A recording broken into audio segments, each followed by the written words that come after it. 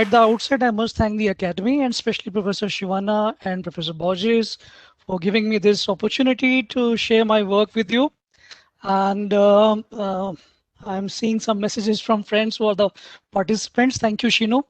Uh, this is the place where I work in Delhi, and my area of specialization is plant reproductive biology and developmental biology. So I've been working a lot on biotic pollination and pollen-pistil interaction, to be more precise, and also on the conservation side. But today I'm going to talk about a different plant species altogether, which is not pollinated by any animals or insects, but it's under the abiotic domain for its entire gene flow. Pollen flow as well as seed dispersal, both happen by abiotic means. So this species that I want to talk about is known as layberry, or commonly also known as Seabuckthorn. And some of the important features that species has is that ecological features, that it can fix nitrogen. This is not a legume. And its berries are very useful, although botanically it's not the right term to use the berry, but it looks like a berry. Botanically, we call it pseudo-drupe, but because of the paucity of the time, I will not go into the details. But the berries are used for a variety of purpose. And actually, they're rich in vitamin C, many flavonoids, fatty acids, carotenoids, and many minerals. And if you happen to visit any, you know, outlet like this one, you will see the products and you will see the range of products made from layberry, from say energy pills to sunscreen lotion. And in fact, Defense Research Development Organization, DRDO, is the leading organization which has made so many products out of this, and they are used by the army, and they are also available for civilians. And but the source of this material is the wild. We don't have any orchards, so we don't have planned cultivation for this purpose. So when we looked at this aspect and asked DRDO, means what are they doing about the natural resources? Are they going to be there forever so that you can sustain the yield of the products? So they say that we are actually in the process of doing that. So I gather that there is not much information about reproductive biology of the plant. That's why no effort has been made to put them into commercial cultivation like we have apple or any other crop species. So this is a potential crop species which can be commercialized on a large scale, provided that we are able to identify some high yielding varieties and plus strains. And uh, but if you want to see this plant in nature, you have to visit Himalaya, as Professor Borji was telling you. You can either fly or you can go by road. I would recommend visit by road because you'll be able to, as a botanist, you'll be able to see the transition which is happening in vegetation. And once you land at Leh, you will realize that there is not much vegetation in the area, and you're welcomed by Indus River. And in the name of vegetation, only few plant species are there, which are perennial, and rest will appear only seasonally. So this is one of the species that you will see. The green one that you see, the tree is Salix. In front of that, the brown color, this bushy appearance is there of a plant. This is Seabuckthorn. In addition to that, you have species like Ephedra, you have Populus, which are actually prominent. And the interesting thing that about these four species that I have mentioned, they're all dioecious. And having them in such cold desert and vast open areas where wind is very strong, wind pollination is the major thing which is practiced by these plants for setting fruits. But at the same time, I must say that if you put any plant species, doesn't mean that it will become dioecious and it will be pollinated by wind in this region. But there's a very strong correlation between these two, aspects, that most of the dioecious species are, wind pollinated. And my stories, will revolve around many small things that we came across while studying this for the past 20 years. And in fact, we started working on the species in 2004 and 5. And when we started our work, we wanted to know what we have in our country. So it was like genetic diversity analysis, and the student found that the collections were made all over Himalaya except Nepal region. And we found that there are three species of hippophae, and the one which occurs in Leh where we were planning to work is the one that we call Seabuckthorn or Leyberry. It's called Rhamnoides and subspecies Turkestanica. The other species that are also important, but they're not equally important. And Tibetana is the least important among all three of them. So what the analysis showed, or the diversity analysis, that there is a lot of diversity between the two populations, which are geographically, isolated. But within the population, there isn't much diversity. And we found that the reason for this low diversity could be that it is clonally propagated, and moreover, we don't know the patch that you are looking at in the field is the same one plant from the roots agar many plants have come out and all that, and that's why we feel that low diversity in population and nature could be because of high clonality that you see in this species. So when do you do sampling without knowing how the plant grows? So the problem is there, you don't know from where the leaf is being taken, whether they have taken from the sibs, then you are likely to get similarity and all that. So those problems were not known earlier. But our analysis were very robust, and we took care of that part, and the sampling was done from distant places. So analysis is solid, and that showed that there is low interpopulation diversity in the species. This particular species, Hippophae rhamnoides, you can easily make out the male and the female plants in nature. Females will be bearing berries, and the male would be like feathery, less, more prominent, and they would grow very close to each other mostly. And so, cross pollination is obvious.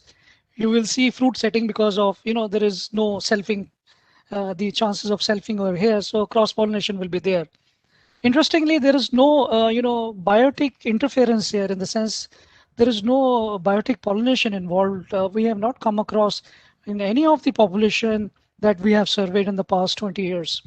And we have also not noticed whether birds are involved in dispersing these berries. So you will see this plant always growing next to the river, and it has a riverine distribution. So the seeds are carried by the river, and then this is how it is distributed in various parts of Himalaya, Uttarakhand, and Himachal also, Himachal and Leh Ladakh.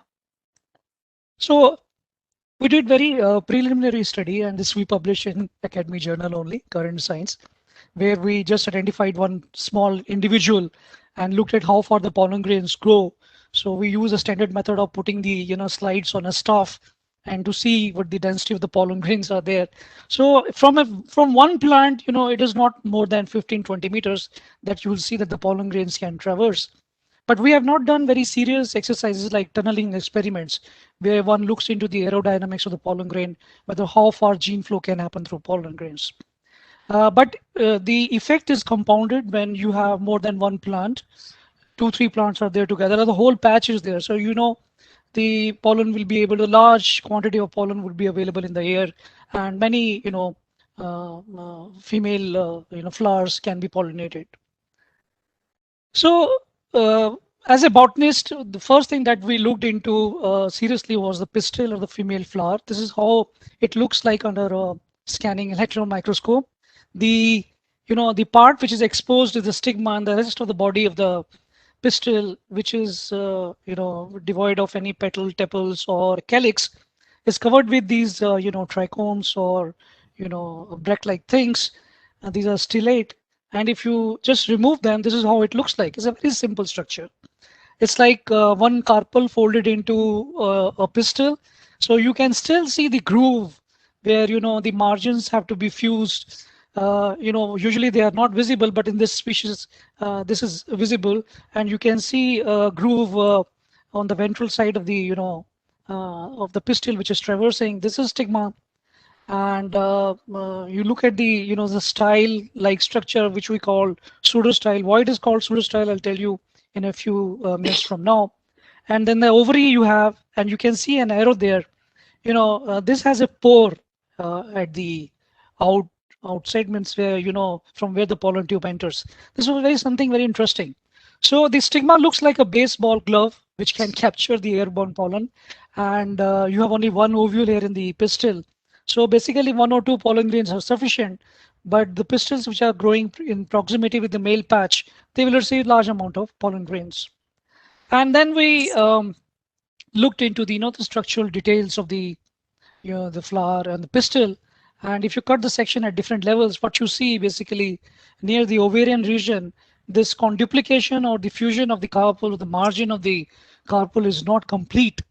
So this was really interesting because this is a core eudicot member. We expect the pistil to be highly evolved, but here the conduplication is something which is very primitive, not primitive, which is very archaic in nature, evolutionarily.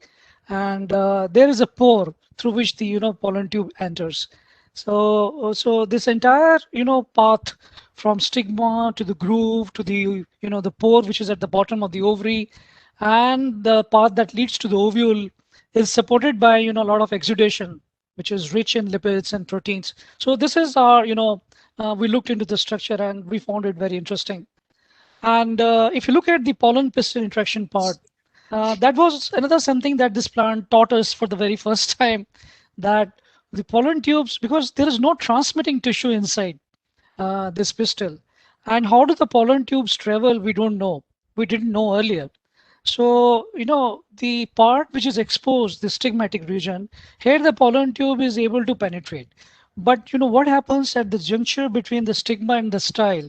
The pollen tube is, comes out of the tissue, and then it traverses across along with the groove which is there on the ventral side, and it goes near the pore at the bottom that you see here, which is highlighted, and through which the pollen tube enters. And this we saw through transmission electron microscopy and from various other microscopic means. So this is the animation which shows when the pollen grain is there on the stigma, and this is how the pollen tube passes through the groove and goes into the pore, and then it reaches the ovule and the fertilization takes place. So this was something very interesting, and it was published. It was immediately taken up by the publishers. And the pollen tube path is not completely internal. It is not completely external. It is a combination of both external and internal pathway. There's another interesting thing that we found. When male and the female patches are growing together, we expect that there will be, sexual reproduction.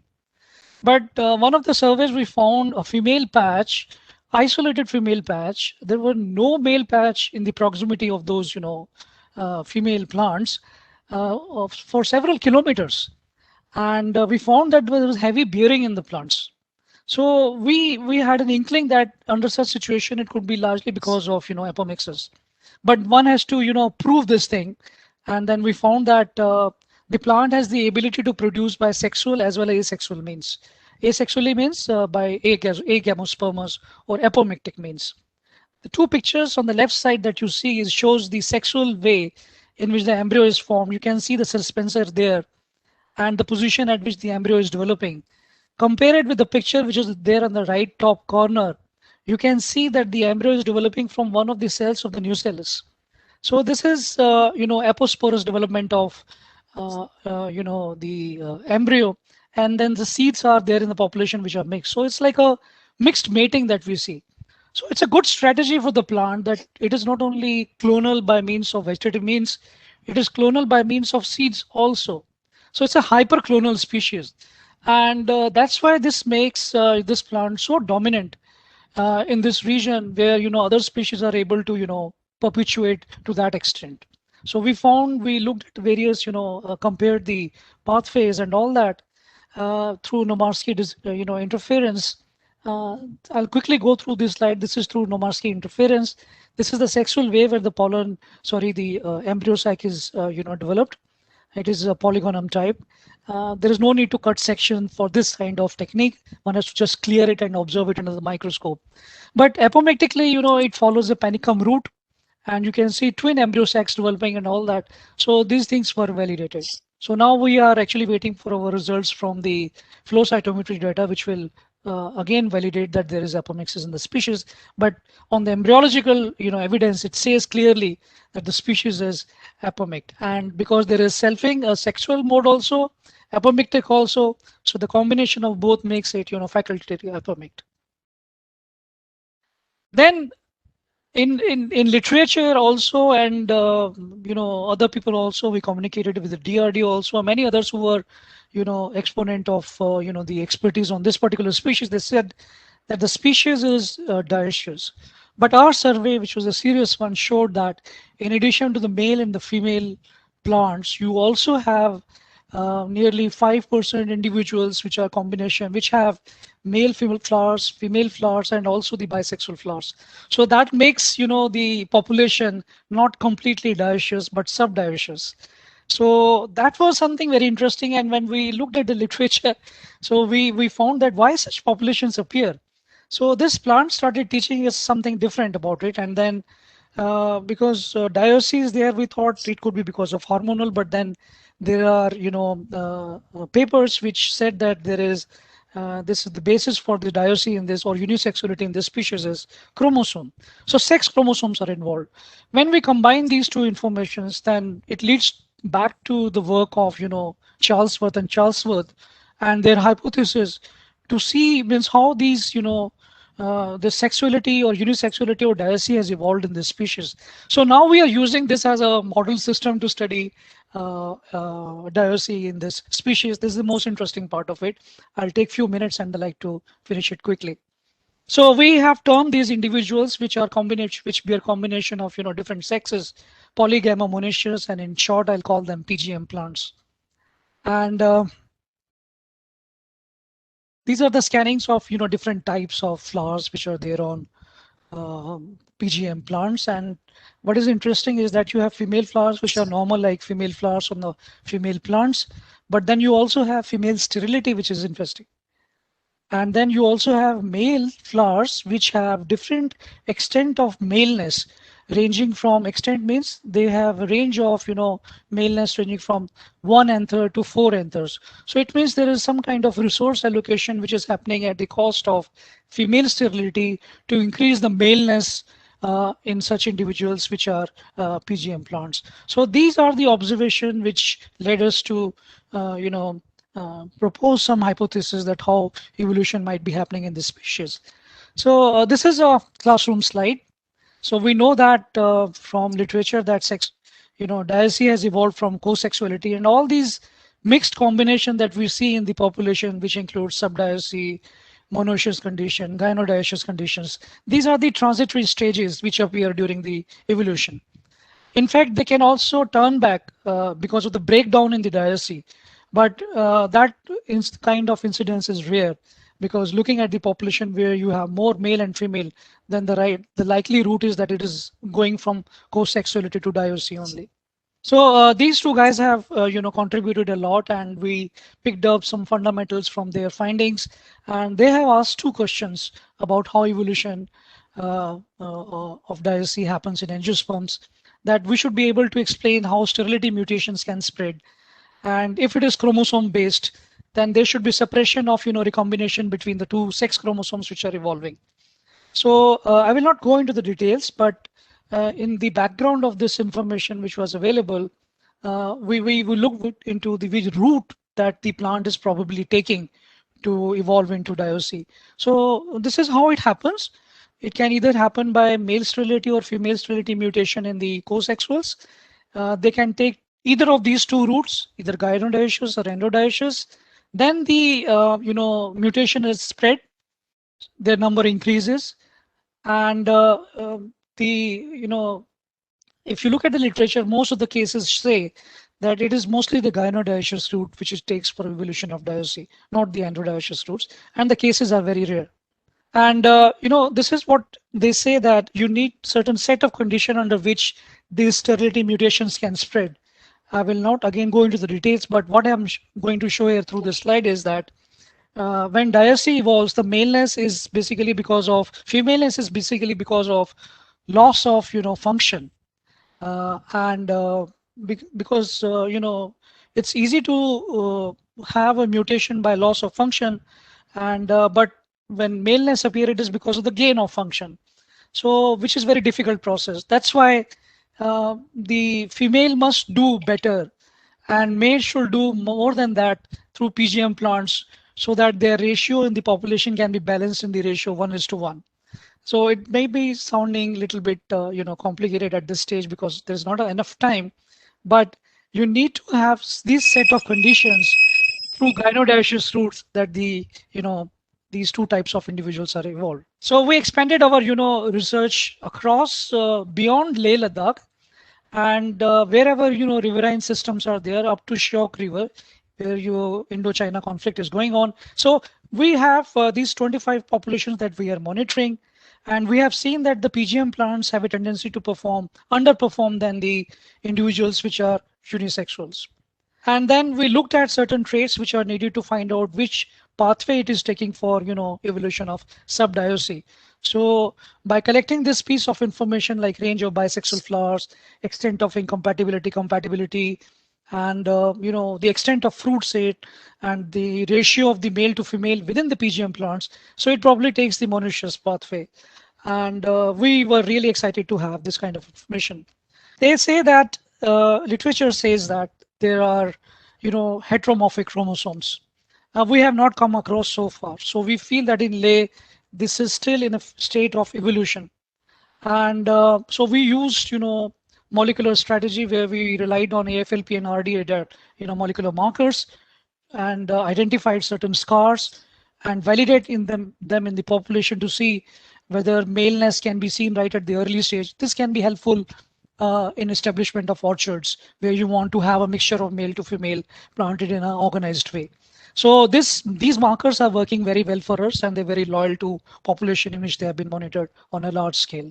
I don't want to go into this detail because of the paucity of the time, but what it shows is the analysis when we get amplicons in the females and the males, how much difference is there. So what the analysis shows, you focus on the lower figure, you have occurrence of these transposons next to the locus that we have identified, the marker, the scar marker that we have identified, that shows that the maleness is, there is degeneration of chromosome which is happening. We have, published these findings in a very good journal recently, and this was covered as a cover story.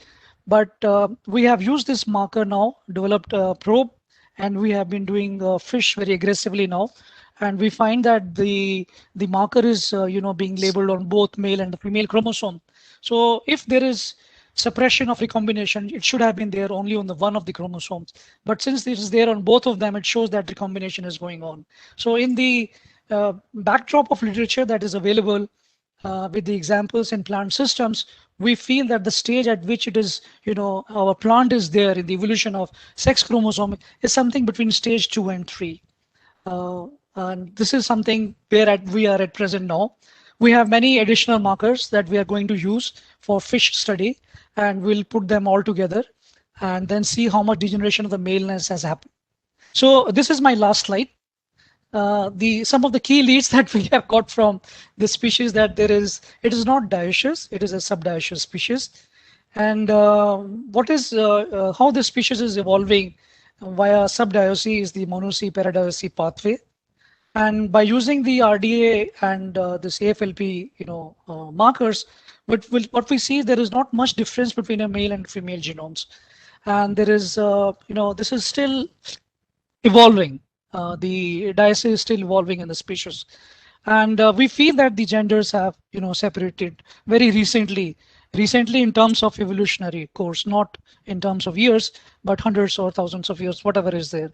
So now we are looking at, in this backdrop of information, now we are looking at the species in different region of its occurrence and trying to link them before serious population genetic studies can be done, and genealogical studies, and how this species has come from far off, Mongolia to India via which route. So that is the interesting part of the story. So it started with only simple observation on pollination in the field while traveling to Leh Ladakh, and this is where we have landed now.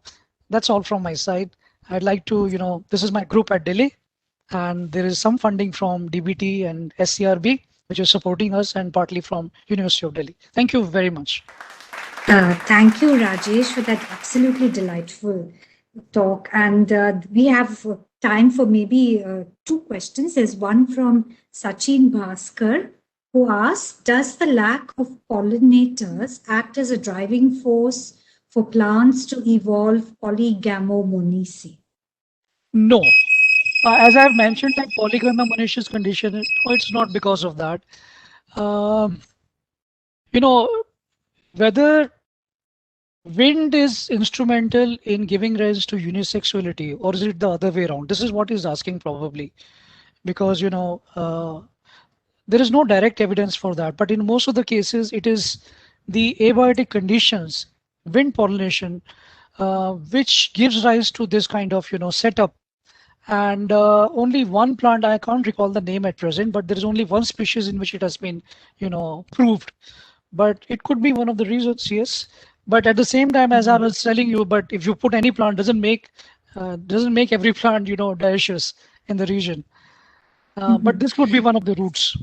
Would you say that apomixis is a way to overcome maybe lack of pollination? It's a strategy. So if wind is not working or there's no other I didn't tell plants. everything. Yeah, ma'am, I didn't tell everything. Wherever you see male and female plants growing together, and look at the pollination efficiency that you pick up some flowers which are naturally pollinated. There's 60% pollination is there in the fresh flowers. So it is not a problem. It is only in case where the females are very far off from the males and they have the ability to take up or divert to the root where some of the flowers have the ability to form seeds apomatically. Yes, there I can say. But there is no dearth of natural pollination there because most of the time the plants are growing together. Okay, Professor Shivana, do you have a question for Rajesh? Yeah, I just wanted to just mention one because he has been highlighting the importance of this one, particularly in the DRDO people and all that, because he has done screening of such a large number of populations. Did you, Rajesh, find any genotype or clone which is high yielding when compared to others and so on? Is there a scope for genetic So variability in there's a lot terms of? of I'm getting a point. So there's a lot of variation within the population when you look at the individuals because probably they are dependent on wind pollination. But sir, I have seen that it is very difficult to make out because this is highly variable trait. It is Hmm. not that one population out of the 25 that we are tracking at present is high yielding variety or something like that. But yes, there is a lot of variation in the color of the berries and the size of the berries. So Hmm. now, if biochemically, if DRDO has been, now we are collaborating with them. There is a scientist in DRDO by the name Stobdan. So we have requested them in the recent project to from there, if they can superimpose their data onto our population to say that these are the berries which are important for us. Then we can probably look into whether there is a lot of apomixis going on there or any other reproductive trait. But so far, I can't say that this population is high yielding population and something like that. But if you compare between Leh and Himachal, then in Leh Ladakh, fruit set is greater than Himachal Pradesh in populations in the same species. Thank you. We have a question from Umar Shankar, and he asked, what is the sex ratio of the plants? Yeah, it is 1:1. If you see male to female, it is 1:1. Yeah, let's slightly biased towards male, slightly biased towards the male, but it is approximately Okay. 1:1. Okay, so because our next talk is going to deal with fruit and fruit dispersal, I just want to flag the issue. I think I read somewhere in the literature that these layberries are important as food for a lot of birds. But I know you said that you didn't think that birds were really responsible for dispersal. Yeah, But ma'am. do you uh, have good evidence for that, or is this just anecdotal, or has anybody actually looked at These the are my no, dispersal? ma'am. These are my personal observations because we were interested in biotic interaction between animals and plants, and we started looking at whether they consume berries or not, and whether they are taken up in the droppings or not. But no, nothing like that. But they are used for as a roosting site. You can say they make nests there, and because in the bushes, but they don't disperse them.